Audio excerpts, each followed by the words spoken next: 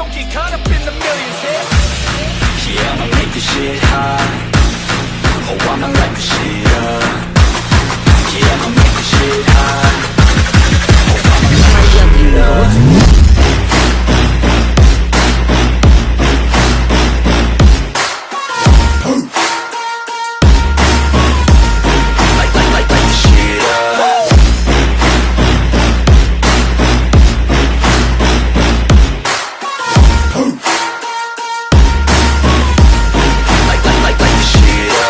Reencarnado en Juego de Tronos capítulo 146 al 150. ¿Magia del agua? Preguntó Ariane, intrigada. Sí, magia de agua, confirmó Viserys. El pueblo Rhoynar dominaba algunas de las formas más avanzadas de magia, y la magia de agua era una de sus especialidades. Dado que más del 60% de nuestro cuerpo está compuesto de agua, creo que podría haber una forma de curar esas heridas usando magia de agua. Viserys estaba improvisando, pero en esa sala, él era la máxima autoridad en magia, y nadie se atrevía a cuestionar sus palabras. ¿Acaso Nymelia no dejó muchos objetos y libros de la época de Rhoynar? Quizás y Ariane comenzó, con evidente entusiasmo. Era evidente que ansiaba llevarle esas reliquias y textos a Viserys, ya fuera por preocupación por Doran o por el creciente afecto que sentía por el propio Viserys. Doran y la víbora roja intercambiaron inicialmente miradas escépticas. Al fin y al cabo, se creía que los artefactos dejados por Nymelia solo podían ser leídos por sus descendientes. Pero pronto se dieron cuenta de que sería un desperdicio mantener esos objetos encerrados y accedieron a que Viserys los examinara, con la esperanza de que pudiera encontrar una cura para la aflicción de Doran. Nymelia dejó algunos libros de magia, pero la mayoría de los hechizos que contenían se han vuelto inservibles, dijo la víbora roja. Hace unos 100 años, todos los hechizos dejaron de funcionar. Príncipe, no me aprovecharé de usted. Compartiré un secreto con usted, ofreció Viserys. Al oír la promesa de un secreto, todos se inclinaron hacia adelante, con la curiosidad a flor de piel.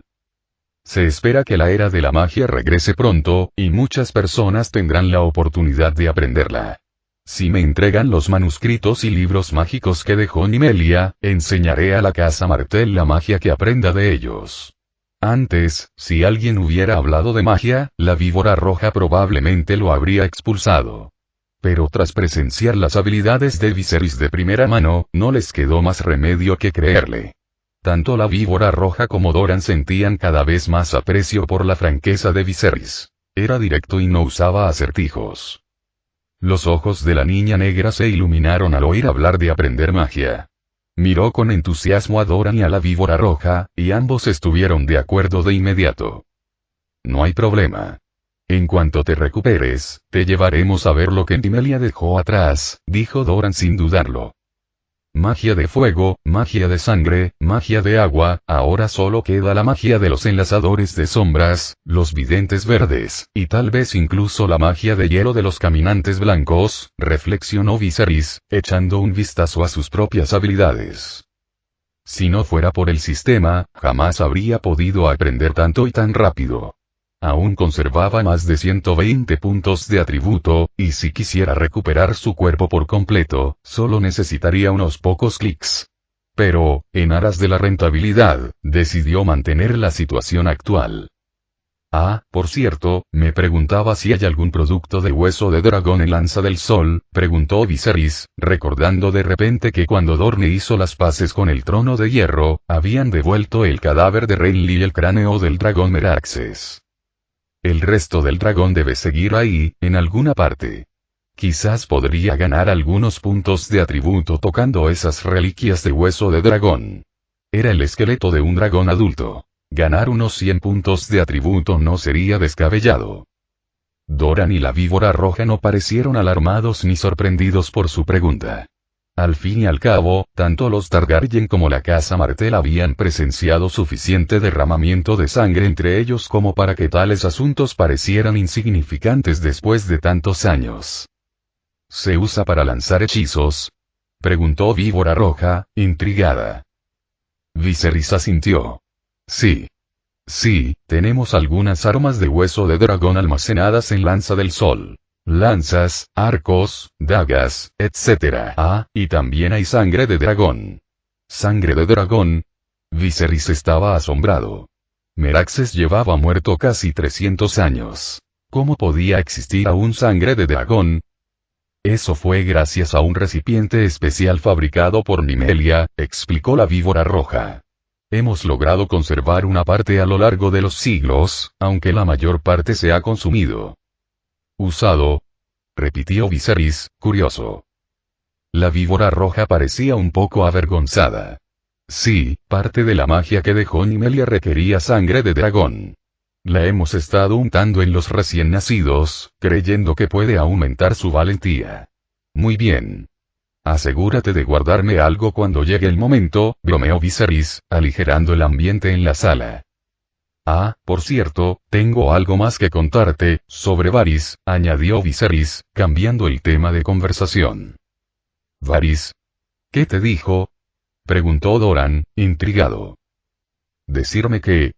respondió Viserys, al notar las expresiones de desconcierto en los rostros de todos. Continuó. ¿Y si les dijera que el hijo de mi hermano Rhaegar, Aegon el hijo de Elia, aún está vivo? ¿Qué? ¿Los hijos de Elia siguen vivos? Exclamó Doran, y su asombro fue reflejado en los demás presentes en la habitación. ¿De verdad? ¿Es cierto?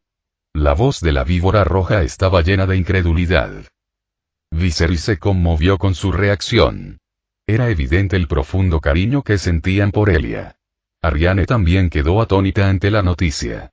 Recordó el trágico final de su tía y su prima, y el recuerdo la había mantenido despierta durante noches. Sospecho que es mentira, advirtió Viserys.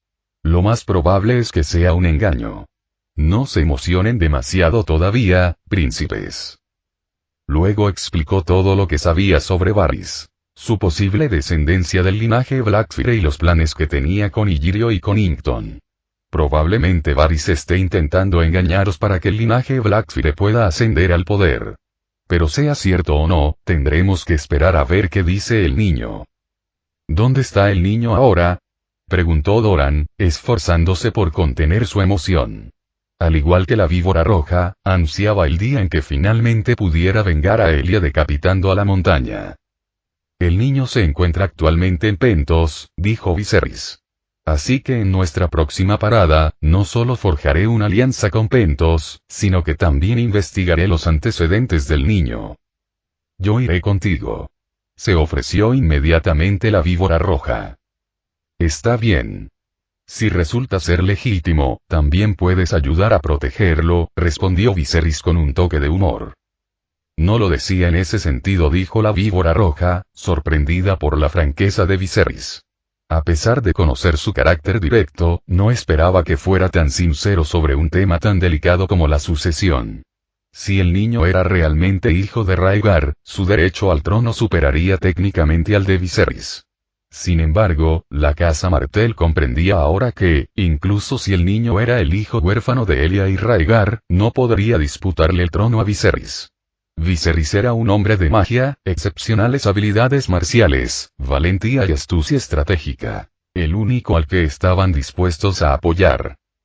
En otras palabras, a la casa Martell solo le interesaba ver a su hija coronada como reina. La identidad del rey era secundaria. Está bien, pero una vez que hayamos asegurado la alianza, quizás podrías quedarte en Desembarco del Rey un tiempo para ocuparte de Varys, sugirió Viserys. No, creo que deberíamos esperar hasta haber tomado Tyrosh, respondió la víbora roja.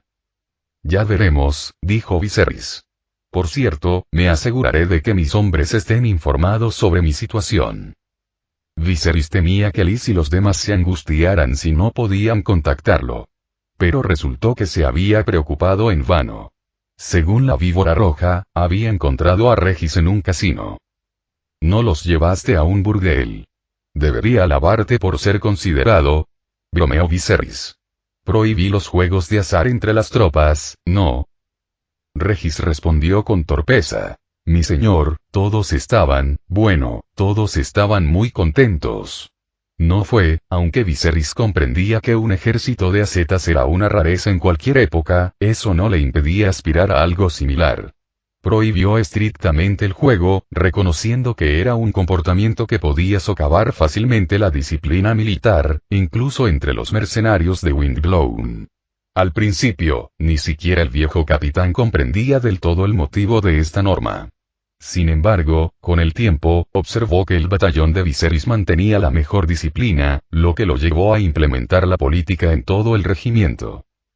Para mantener la moral y la disciplina, Viserys creía que la prevención era mejor que la cura. Introdujo actividades como el billar y el fútbol, que no solo ejercitaban la mente de los soldados, sino que también fomentaban el trabajo en equipo. Regis sabía que había cometido un error. Supuso que, al no estar ya en el campo de batalla, tal vez se pasaría por alto una pequeña imprudencia. Sin embargo, Viserys ordenó al comandante que le propinara 10 latigazos como castigo. No se trataba de golpes simbólicos. Los latigazos se aplicaron con toda su fuerza. Regis pensó que, una vez terminado el castigo, el asunto quedaría zanjado. Pero se sorprendió cuando Viserys les curó personalmente las heridas. Este gesto de compasión conmovió profundamente a los Inmaculados, despertando en ellos una lealtad inquebrantable. Sintieron un poderoso impulso de luchar por semejante líder. Ni Doran ni la Víbora Roja presenciaron el trato que Viserys le dio a Regis, pero reconocieron que Viserys era un líder que se preocupaba sinceramente por sus hombres. Tiene y los demás, que nunca antes se habían topado con Inmaculados, quedaron intrigados por los dos que acompañaban a Viserys. Dijiste que todos los Inmaculados están castrados. Orinan como nosotros. Preguntó Tiene Ariane con curiosidad. ¿A quién más podría preguntarle? Respondió Ariane, poniendo los ojos en blanco. No, oí decir a mi padre que, aunque los Inmaculados están castrados, tienen penes artificiales que usan para orinar, así que no huelen mal, añadió la niña negra. Su insaciable curiosidad a menudo la llevaba a descubrir cosas que otros desconocían. Sin embargo, lo que más la intrigaba ahora era la magia que Viserys le había prometido enseñarle. Ya dominaba casi todo lo que la Víbora Roja le había enseñado sobre venenos, y era evidente que la magia le resultaba mucho más fascinante. Inicialmente, ella le había pedido a la Víbora Roja que la dejara acompañar a Viserys a Pentos, pero él se negó. La Víbora Roja había considerado llevar en su lugar a su hija mayor, Obara, y a su segunda hija, Nymeria. Sin embargo, ambas hermanas se encontraban en Antigua y no podían unirse a ellos con tan poca antelación. Al día siguiente, el grupo partió en secreto hacia Lanza del Sol. Tal como Viserys había solicitado, el estado de Doran se mantuvo en estricta confidencialidad para evitar alertar a cualquier persona interesada. Después de todo, Doran no había aparecido en público durante muchos años, y los observadores más perspicaces ya habían intuido la verdad sobre su estado. Un repentino resurgimiento de su actividad solo atraería una atención indeseada. El grupo abandonó discretamente los jardines acuáticos y se dirigió a Lanza del Sol, la capital de Done. Lanza del Sol era una ciudad extensa, cuyas defensas estaban reforzadas por una formidable muralla de triple curva. Algunas secciones presentaban un diseño de ciudad caldero, lo que aumentaba su resistencia. Cada 2 segmentos de la muralla estaban equipados con enormes balistas. Aunque se desconoce su nombre original, se las conoce como escorpiones desde que una de ellas se utilizó para matar a Meraxes. Tras atravesar 3 puertas de la ciudad fuertemente custodiadas, el grupo llegó a la puerta vieja de la casa Martell. Este era el lugar donde Nymeria y los ancestros Martell unieron sus casas.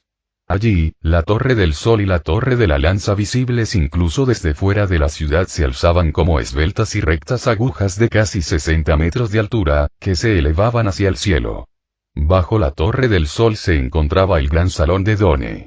Sin embargo, Viserys no estaba allí para hacer turismo. Ya habría tiempo para explorar estos lugares más adelante.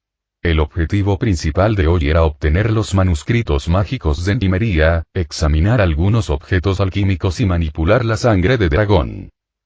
Pronto llegaron a la parte más antigua y misteriosa de Lanza del Sol, el castillo del barco de arena. Después de que Nymeria se casara con el antepasado Martell, todas sus pertenencias fueron depositadas aquí.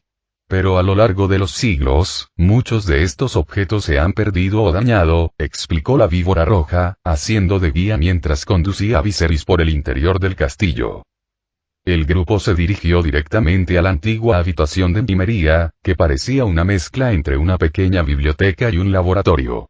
Junto a la ventana, Viserys observó material de vidrio, tubos de ensayo y vasos de precipitados que contribuía a la atmósfera académica de la habitación. Al principio, Viserys pensó que le estaban jugando una mala pasada. ¿Qué es esto?, preguntó, señalando una plataforma de aproximadamente 1 metro cuadrado, sobre la cual descansaba un octaedro casi perfecto del tamaño de un puño. No estoy seguro, respondió la víbora roja, pero he oído que cuando Nymeria vivía, este objeto podía flotar. Acto seguido, tomó un libro de un estante cercano. Contenía una ilustración de la plataforma y el octaedro levitando en el aire. Sin embargo, su propósito seguía siendo un misterio. La habitación estaba repleta de otros objetos extraños. Por ejemplo, había platos redondos, similares a los de la cena, grabados con diversos diseños. Viserys también observó algo parecido a un reloj. Al parecer, tanto los valirios como los Rhoynar dominaban la alquimia. Lamentablemente, cuando Viserys tocó estos objetos, su panel no reaccionó en absoluto. Quizás la magia que alguna vez poseyeron se había desvanecido hacía mucho tiempo. La víbora roja sacó entonces una caja llena de libros y manuscritos para Viserys. Estos son los textos mágicos que Nymeria preparó para sus descendientes, pero nadie ha podido aprender de ellos durante casi 300 años. Quizás la sangre Rhoynar que corre por nuestras venas se ha diluido demasiado, dijo con un dejo de tristeza. Viserys le ofreció algo de consuelo. No te preocupes. Si no puedes dominar la magia del agua, aún te quedan la magia del fuego y la de la sangre. Al fin y al cabo, llevas sangre valiria en las venas. La víbora roja se sintió alentada por las palabras de Viserys. Vamos a ver la sangre de dragón, sugirió. El grupo descendió entonces hasta la base del castillo de Sandsip, llegando a una cámara cavernosa. La cueva estaba iluminada por la luz del sol que se reflejaba a través de varios espejos, lo que le daba una luminosidad sorprendente. En el centro de la cueva yacía una enorme manta, cuyo color original estaba difuminado, como si estuviera cubriendo algo intencionadamente. Sobre la manta reposaban 3 urnas, cada una del tamaño aproximado de una tetera. ¿Es ahí donde se guarda la sangre del dragón?, preguntó Viserys. Sí, confirmó la víbora roja. Se dice que se recolectaron más de 100 vasijas del cuerpo de Meraxes, pero después de casi 300 años, solo quedan 3. Bueno, 2,5, para ser exactos. Puedes llevarte una. Queda 1,5 frascos, me pregunto para qué servirá esto, reflexionó Viserys mientras la víbora roja le entregaba el frasco medio lleno de sangre de dragón. Cuando la víbora roja abrió el frasco, una mezcla penetrante de sangre y azufre inundó el aire. Viserys notó que la sangre en su interior no estaba coagulada ni pegajosa. Conservaba una fluidez sorprendentemente buena. Si se hubiera almacenado en otro lugar, se habría evaporado o degradado hacía mucho tiempo. Claramente, la casa Martell tenía sus razones para guardarla en esta cueva en particular. Este lugar debía esconder un secreto. Dejando de lado ese pensamiento por el momento, Viserys sumergió sus dedos en la sangre del dragón y una pantalla de luz azul pálida apareció ante él. Sangre de dragón. Gana 20 puntos asignables, qué guay. Pensó Viserys, y sin dudarlo, se llevó el dedo cubierto de sangre a la boca. A su lado, la víbora roja sonrió con picardía, pues ya había probado la sangre de dragón y recordaba el intenso calor que lo había dejado sin habla durante días. Consumir sangre de dragón aumenta la constitución en 10. Viserys revisó su panel y vio que su atributo de constitución había aumentado a 110. Animado, volvió a mojar su dedo en la sangre y la probó, sonriendo al hacerlo. Consumir sangre de dragón aumenta la constitución en 7. Constitución 117. Consumir sangre de dragón aumenta la constitución en 3. Tras probarlo 5 veces seguidas, la puntuación de Viserys en Constitution aumentó a 125. Pero después de eso, el panel dejó de reaccionar. Sin embargo, la víbora roja, que había estado observando atentamente, ahora miró a Viserys con asombro. ¿No te parece excitante? Siseo. Para nada. Respondió Viserys, imperturbable ante el calor que antes había abrumado a la víbora roja. Tras beber la sangre de dragón, Viserys notó una mejoría significativa en su salud y un brillo más saludable en su cutis. Dado que la mala salud lo hace vulnerable a las enfermedades, la infusión de sangre de dragón le brindó la excusa perfecta para abandonar su anterior estado de salud deficiente. Esto no solo mejoró su bienestar físico, sino que también reforzó la percepción de su auténtica sangre de dragón en la mente de Doran y la víbora roja, consolidando aún más su legitimidad. Esto es lo que significa ser un Targaryen, exclamó Viserys, disfrutando del momento. Planeaba usar la mitad restante del frasco de sangre de dragón para comprobar si podía aumentar la fertilidad de los huevos. Además, los objetos de hueso de dragón que la víbora roja había encontrado para él resultaron invaluables, otorgándole a Viserys casi 300 puntos de atributo asignables. En definitiva, este viaje a Dorne fue un rotundo éxito. Planeaba partir en 2 días, acompañado secretamente por la víbora roja hasta Pentos. Mientras tanto, Doran ofreció una pequeña cena en los jardines acuáticos para Viserys y sus acompañantes. Esta reunión también brindó a Feles y a su hermana la oportunidad de conocer al enigmático príncipe de Dorne. Cuando Arianne vio a Shinji, la saludó afectuosamente. Esta debe ser la princesa Daenerys, ¿verdad? Princesa, ella es Shinji, la hermana menor de Lord Feles, aclaró alguien. Princesa, dijo Shinji con tono respetuoso. En presencia de Arianne, los hermanos eran claramente conscientes de su inferioridad. Para evitar cualquier incomodidad, Shinji, con buen criterio, tomó la iniciativa de saludar a Arianne. Mientras tanto, Tristane, el hijo menor de Doran, parecía particularmente prendado de Shinji, quien lucía un llamativo cabello rubio plateado. Doran, al observar la reunión, captó rápidamente la dinámica que se desarrollaba. Reconoció la relación de subordinación entre Viserys y Feles y notó la ambición en la mirada de este último. Probablemente había traído a su hermana con la intención de concertar un matrimonio con Viserys. Doran también vio un paralelismo entre Viserys y Feles. Ambos provenían de familias en decadencia y ambos tenían hermanas menores. Sin embargo, Doran no vio en Feles nada que justificara una inversión. Mientras la cena transcurría y la gente comía y bebía, Doran habló de repente. Príncipe Viserys, aún no le han otorgado el título de caballero, ¿verdad? La pregunta dejó a todos en silencio, centrando la atención de todos en Doran y Viserys. La relación entre un caballero y su patrocinador es similar a la de maestro y aprendiz, creando un fuerte vínculo social. La oferta de Doran era un claro intento de estrechar sus lazos con Viserys.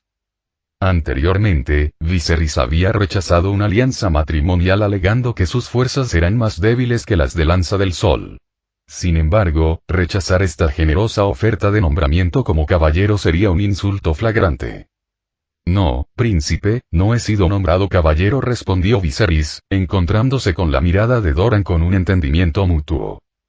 Los demás comensales no tardaron en darse cuenta, y la víbora roja observó a Viserys con interés, deseoso de ver cómo reaccionaría.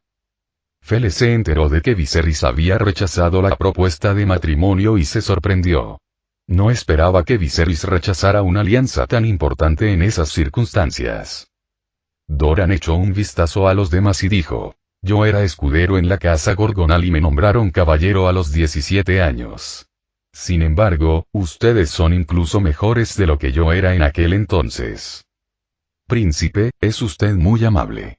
Si tuviera la oportunidad, espero contar con un patrocinador tan noble como usted, respondió Viserys con un gesto formal de asentimiento. No soy noble, pero me complace ser su patrocinador, respondió Doran. ¿De verdad? Muchísimas gracias, príncipe, pero no he preparado nada, dijo Viserys, fingiendo sorpresa.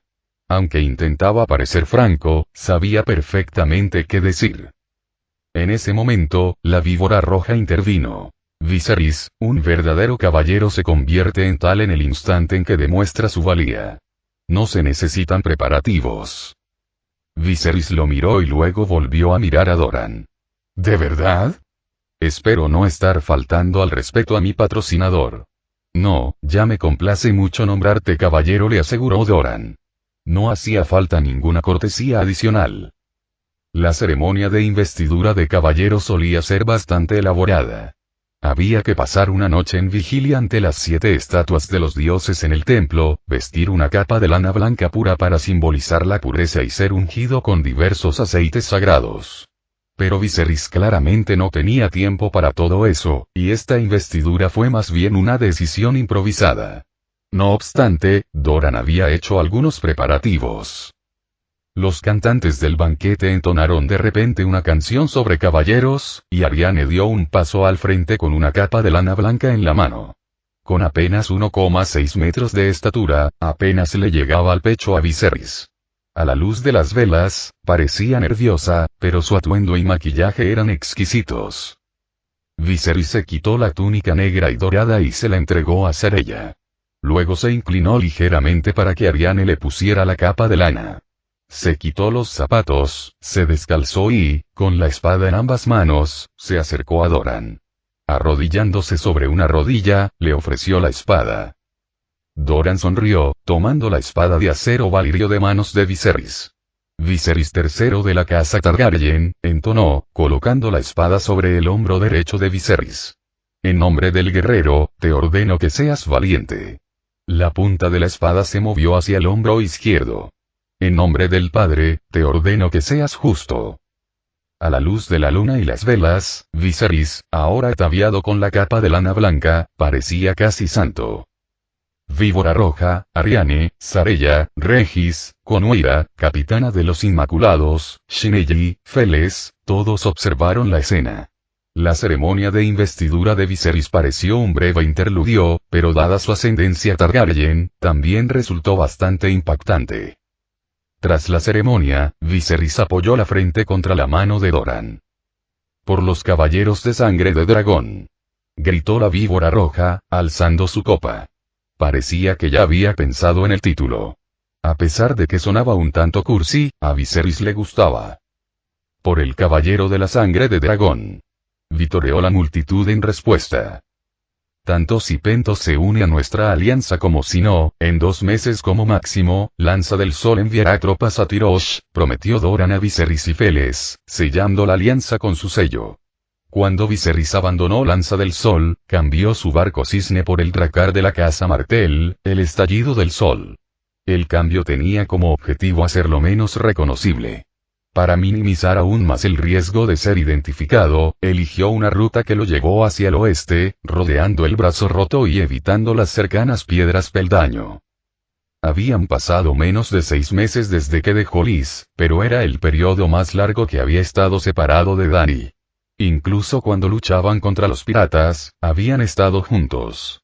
Viserys nunca se había sentido tan preocupado por alguien en toda su vida. Para mantenerla ocupada y a salvo, había dispuesto que Dany dirigiera un centro de acogida para esclavos. Para demostrar su lealtad a Cambronne, Viserys ordenó al viejo capitán Oid que comprara una propiedad en Tyrosh. Dado que al oficial financiero de los vientos le habían cortado los dedos, la situación económica del viejo capitán había mejorado notablemente. Con el apoyo de Viserys, parecía que el viejo capitán se preparaba para retirarse en Tyrosh, algo que complació a Cambronne. Tyrosh había sufrido grandes pérdidas en la batalla de la fortaleza de la llama del dragón, por lo que mantener cerca a los vientos era beneficioso. Mientras tanto, se terminó de construir el centro de socorro para esclavos de Dany, una instalación que antes era un antiguo almacén. Los esclavos que llegaban allí eran una mezcla de discapacitados, ancianos, hombres, mujeres y niños. Aunque Dany no recordaba todos sus nombres, todos le tenían un apodo especial: Madre Joven. Una noche, Kila se sentó con Dany junto a un joven esclavo moribundo. El muchacho no sobreviviría hasta la mañana, y algunos otros esclavos, los que aún podían mantenerse en pie, se reunieron a su alrededor para observarlo. El joven esclavo tenía el cabello castaño claro y estaba demacrado por la desnutrición. Su cuerpo mostraba las cicatrices y heridas de incontables azotes. Su piel parecía tela vieja y desgastada. opaca, arrugada y marcada por heridas. El muchacho había sido brutalmente golpeado por romper accidentalmente el preciado candelabro de su amo, y luego arrojado a la calle. Su respiración se debilitaba, su rostro pálido como el papel, como si cada aliento fuera una lucha entre la vida y la muerte. La vida se le escapaba lentamente con cada respiración dificultosa del muchacho. Si Viserys hubiera estado allí, habría reconocido de inmediato los signos de rotura de órganos internos. Esta pobre alma no viviría mucho más. Dany lo había llevado al centro de socorro para esclavos, intentando brindarle consuelo en sus últimos momentos.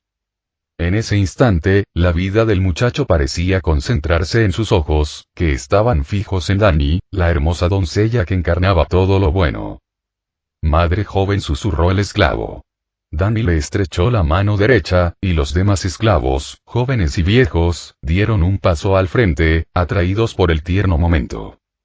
Joven madre, por favor, no te entristezcas por mí, dijo el niño con una leve sonrisa traviesa. Espero que, después de morir, pueda convertirme en una losa de piedra bajo tus pies. Si en el futuro sientes que cierta piedra es especialmente cómoda para caminar, sabrás que soy yo. Aunque Dany había presenciado escenas como esta más de 10 veces en las últimas 2 semanas, su corazón aún se dolía. Recordó las palabras que Viserys le había enseñado sobre cómo consolar a los moribundos y tocó suavemente la cabeza del muchacho, susurrando: entonces te llevaré a mi jardín y podrás probar el té que preparo. Como si su promesa le hubiera dado seguridad, el muchacho asintió casi imperceptiblemente antes de cerrar los ojos por última vez. Los esclavos que estaban detrás de Dany reflejaban tristeza, pero su respeto por ella se intensificó aún más. Para algunos de los esclavos que creían en la fe de los 7, Dany se había convertido en la encarnación de la Madre del Cielo y la doncella. El puesto de socorro para esclavos que Viserys había preparado para Dany era un lugar sencillo para tratar heridas y brindar cuidados paliativos, pero su impacto fue profundo. Como poseedor de conocimientos de otro mundo, Viserys comprendió el valor de un gesto tan pequeño. Fue este gesto lo que le valió a Dany el título de joven madre entre los esclavos de Tyrosh. Hay un dicho que reza: un poco de dulzura basta para compensar la amargura de la vida. Si existe un lugar en el mundo de hielo y fuego donde el sufrimiento es más intenso, es entre los campesinos de Poniente y los esclavos de las ciudades libres. Estas personas suelen pasar desapercibidas, pero constituyen un grupo numeroso y olvidado. La gloria de los nobles y la grandeza de sus ciudades se construyen sobre el sufrimiento de estos individuos. Viserys le había encomendado a Dany la gestión del puesto de socorro, en parte porque quería que comprendiera quiénes, en este mundo, eran los más dignos de ser conquistados. Al mismo tiempo, había considerado el potencial de esta operación. Él mismo eligió la ubicación del puesto de socorro. Al norte se encontraba el Palacio Real de Tyrosh y el próspero barrio nobiliario. Al este, los talleres densamente poblados. Y al oeste, una mina de cobre con más de 30.000 esclavos. Viserys sabía que el mejor resultado para este supuesto ejército de coalición sería obtener algunas concesiones de Tyrosh mediante la intimidación. Pero si realmente querían conquistar Tyrosh, necesitarían un ejército interno, una fuerza dispuesta a rebelarse contra la ciudad. Estos esclavos eran la base del futuro ejército de Viserys. Si llegaba el momento oportuno y las fuerzas de Tyrosh se debilitaban, incluso podría incitar una rebelión de esclavos y tomar la ciudad para sí mismo, sin tener que compartir el botín con nadie. En ese momento, al otro lado del mar angosto, Viserys, Phelés y la víbora roja estaban en cubierta, contemplando la luna creciente. Habían pasado casi 7 días desde que partieron de Lanza del Sol y esperaban llegar a Pentos al mediodía del día siguiente. El grupo observaba el mar mientras discutían su próximo movimiento. Mientras podamos incorporar a Pentos a nuestra alianza, Mir se unirá naturalmente. Tú deberías encargarte de las negociaciones, dijo Viserys. Sí, mi señor, respondió Phelés con determinación. Sabía que esta era una oportunidad para demostrar su valía y estaba resuelto a asegurar el paso final de la alianza. ¿Qué piensas hacer?, preguntó la víbora roja. Voy a comprar un taller de encaje en Mir, respondió Phelés. ¿Encaje? ¿Para qué es eso? La víbora roja estaba desconcertada. Justo cuando Viserys estaba a punto de descartar la pregunta, divisó un dracar que se acercaba desde el Águila Dorada. Era evidente que se trataba de una embarcación frecuentada por piratas, lo que hacía inconfundible su identidad. Además, habían llegado a la entrada de la bahía de Pentos, donde el estrecho canal dejaba poco espacio para esconderse. Todos, prepárense para la batalla, ordenó Viserys. Colocó a sus hombres en el costado de babor mientras que la víbora roja se situaba en el de estribor. Pronto divisaron el dracar de velas negras y azules que se acercaba a toda velocidad. El viento no les era favorable, y el barco cisne de Viserys era demasiado lento para esquivarlo. En poco tiempo, los dos dracar se aproximaban. Oigan, hombres del barco. Dejen a las mujeres y el dinero, y nuestro capitán los dejará ir. Gritó un pirata de cuello corto y armadura de cuero. Pero antes de que pudiera terminar, una figura oscura descendió del cielo. El grito del pirata resonó cuando las garras del águila dorada le abrieron 3 profundas heridas en la cara, incluso volteándole la nariz. Su rostro, ya de por sí repulsivo, lucía ahora aún más grotesco. Para cuando los demás reaccionaron e intentaron dispararle al águila, ésta ya se había alejado demasiado. Mientras los piratas aún estaban desorientados, Regis gritó: «¿Os atrevéis a robarnos? ¿Sabéis de quién es este barco? Este es el barco de Lord Viserys Targaryen». La víbora roja, al oír que Regis parecía estar negociando con los piratas, corrió hacia allí. Viserys. Los piratas quedaron atónitos. Durante los últimos 6 meses, ningún nombre había sido más temido en la comunidad pirata que el suyo.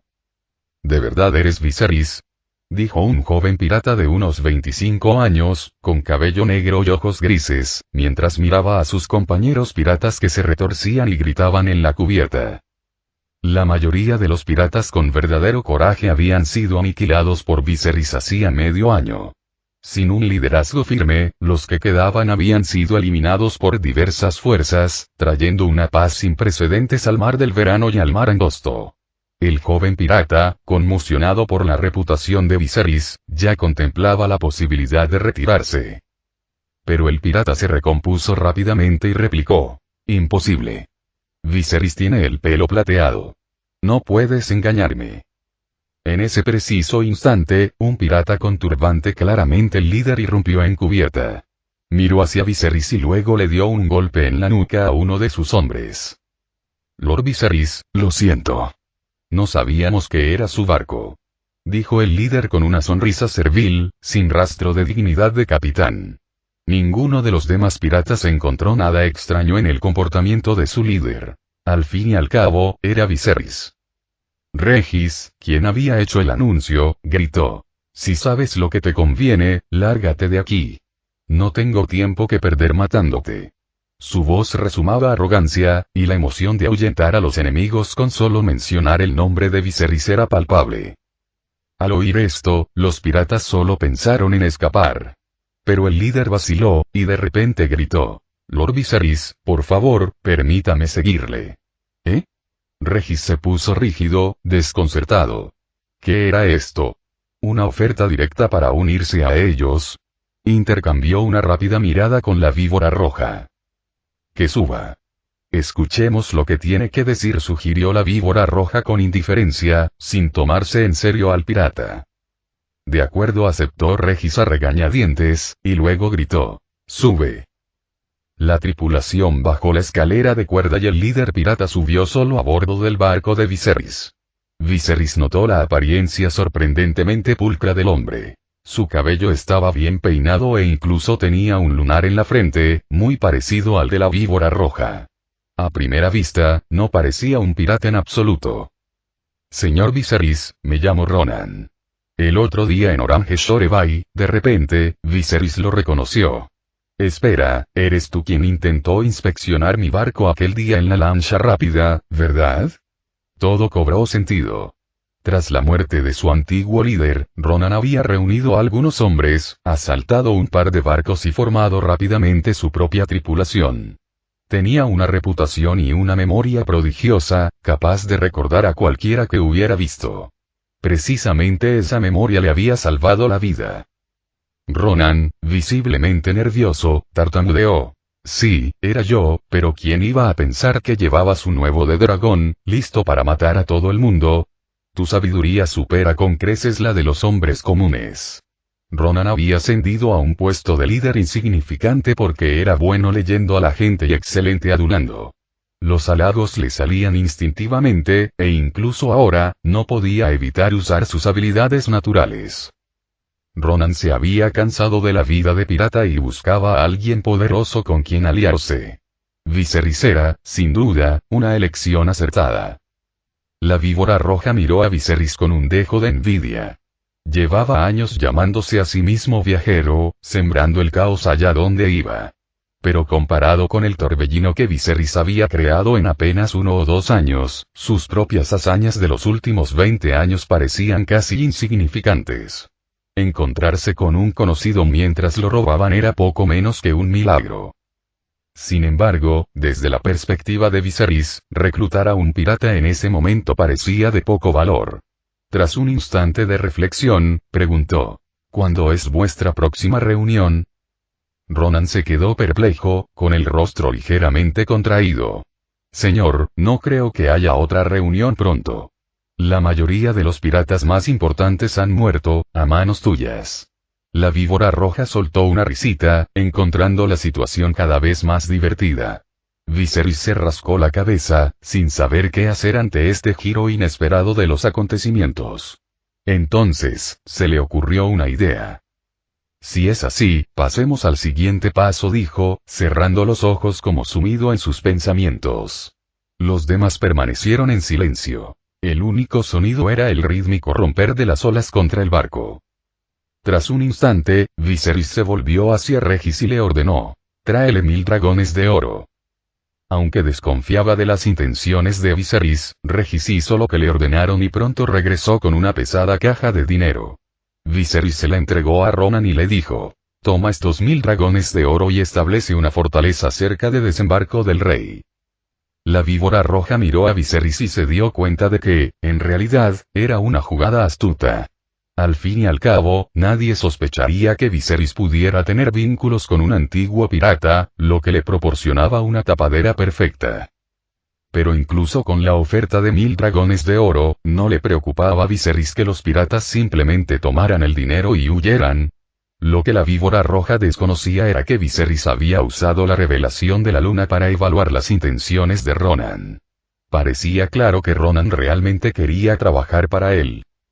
Teniendo esto en cuenta, Viserys decidió que Ronan estableciera una pequeña base cerca de desembarco del rey, una medida que facilitaría enormemente a la víbora roja llevar a cabo cualquier operación en la capital. En un jardín apartado, un joven de cabello azul, apenas un adolescente, practicaba con una espada corta. La hoja, aún sin pulir, brillaba bajo la luz del sol mientras golpeaba un nuevo maniquí. Cerca de allí, un montón de maniquíes rotos y desgastados daban fe de la intensidad de su entrenamiento. No se trataba de una práctica cualquiera. Era la búsqueda incansable de la destreza marcial por parte de un esclavo decidido a dominar su oficio. Los ojos del chico eran llamativos y su color cambiaba constantemente. Tenían un matiz violeta, pero su cabello azul les daba un tono azulado.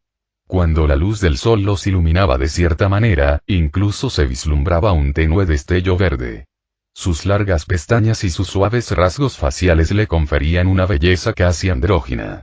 Si hubiera vestido de otra manera, fácilmente podría haber sido confundido con una chica. Sin embargo, en su mirada había una determinación férrea que no dejaba lugar a dudas de que se convertiría en un joven apuesto e imponente. Este era Aegon, el hijo bastardo de Illyrio. Illyrio permanecía al borde del jardín, su mirada se detuvo entre las flores, posándose en el muchacho. Aegon era el hijo que había engendrado con Serra, la mujer a la que había amado profundamente. Illyrio sabía desde hacía tiempo que Serra llevaba la sangre de los Blackfyre en sus venas. Cuando ella murió de peste años atrás, Illyrio, sumido en el dolor, mandó cortarle la mano y conservarla, llevándola siempre consigo. Ya fuera por amor a Serra o para cumplir sus propias ambiciones, Illyrio había forjado una alianza secreta con Varys. Su objetivo no era otro que colocar a Aegon en el trono de hierro de desembarco del rey. El plan era audaz y despiadado. Dany se casaría con el señor de los caballos, y los Dothraki serían incitados a marchar hacia el oeste, actuando como ariete contra la ciudad. Tras ellos, Illyrio los seguiría con su hijo bastardo, listo para tomar el poder en medio del caos. Desembarco del rey debía sumirse en el desorden. El orden no le servía de nada a un hombre como Illyrio, que prosperaba en las sombras. Como dijo Meñique, el caos es una escalera. Pero había una complicación. Illyrio sabía que debía convencer a Viserys para que aceptara el matrimonio de Dany con Drogo. Sin embargo, empezaba a darse cuenta de que Viserys se le escapaba de las manos. En menos de un año como mercenario, Viserys había conseguido 2 victorias importantes. ¿Quién sabía lo poderoso que podría llegar a ser tras tomar el control de los azotes del viento? Illyrio había oído rumores sobre la creciente influencia de Viserys dentro de la compañía. Incluso se hablaba de que se convertiría en su próximo líder. Si eso sucedía, Viserys atraería aún más seguidores, e Illyrio tendría que pagar un precio muy alto para mantenerlo a raya. Illyrio ya contemplaba medidas más drásticas, como contratar a los hombres sin rostro para eliminar a Viserys. Al menos así, podría seguir teniendo a Dany. De repente, Aegon notó la presencia de Illyrio y exclamó alegremente: «Tío Illyrio».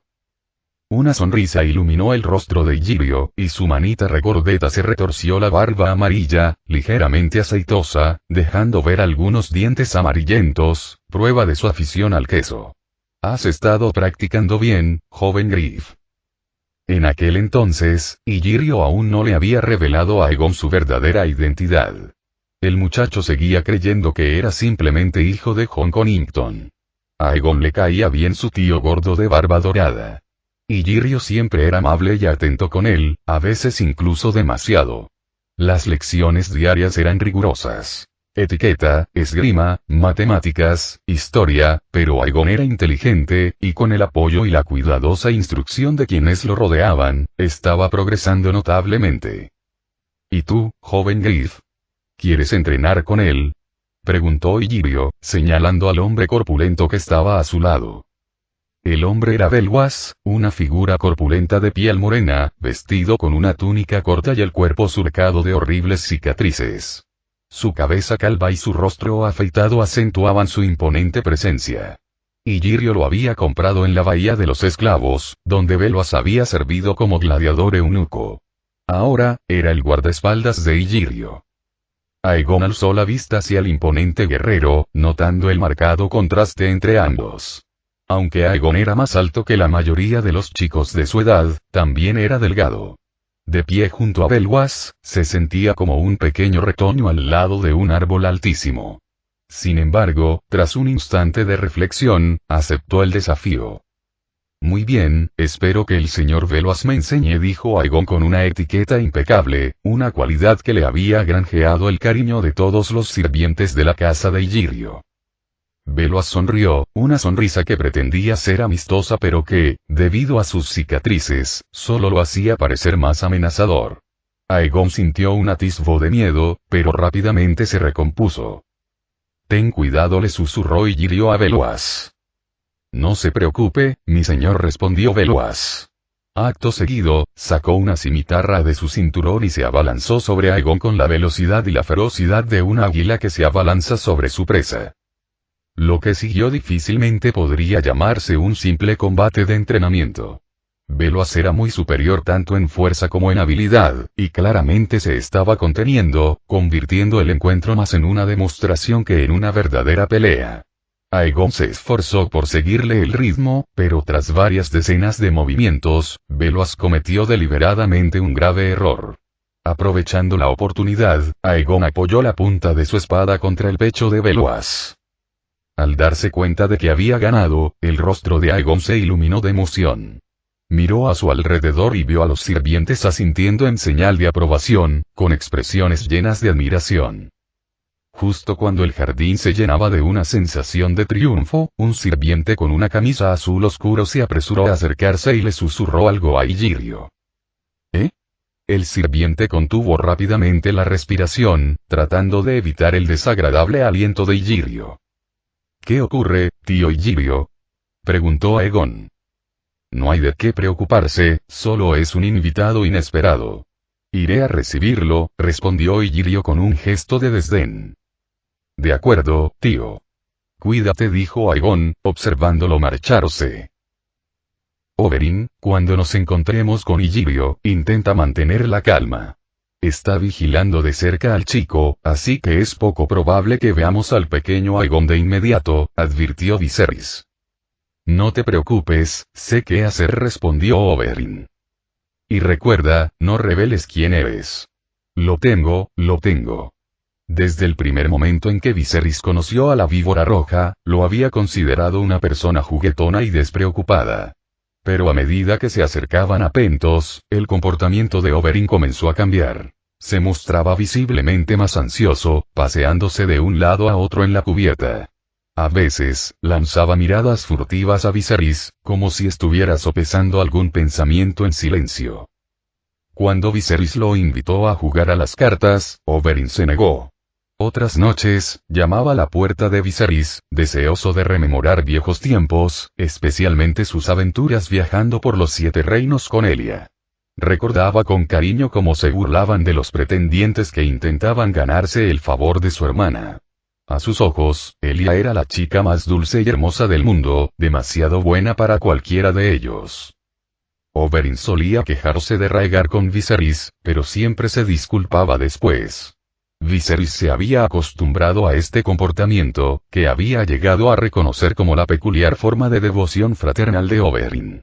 Pero precisamente por la imprevisibilidad de Oberyn, Viserys se veía obligado a recordarle con más frecuencia a la víbora roja que mantuviera la compostura al acercarse a Pentos. Cuando finalmente desembarcaron, Oberyn, impaciente por la lenta apertura de la puerta del camarote, optó por deslizarse por una cuerda. Viserys, confiando en su memoria, pronto localizó a Illyrio en una habitación privada de una posada de lujo. Lord Illyrio, ha pasado mucho tiempo. ¿Cómo ha estado? Lo saludó Viserys afectuosamente. Aunque Illyrio no sabía por qué había venido Viserys, respondió con una sonrisa mientras sus ojos penetrantes evaluaban discretamente al séquito de Viserys. Reconoció a algunos, como Regis, y pudo distinguir que otros, como Conoira, eran de alto rango. Pero la víbora roja y Feles le resultaban desconocidos. A pesar de los esfuerzos de Oberyn por disfrazarse, el agudo instinto de Illyrio le hizo percibir que aquel hombre distaba mucho de ser ordinario. ¿Y este señor es? Preguntó Illyrio, con la curiosidad a flor de piel. Final del capítulo.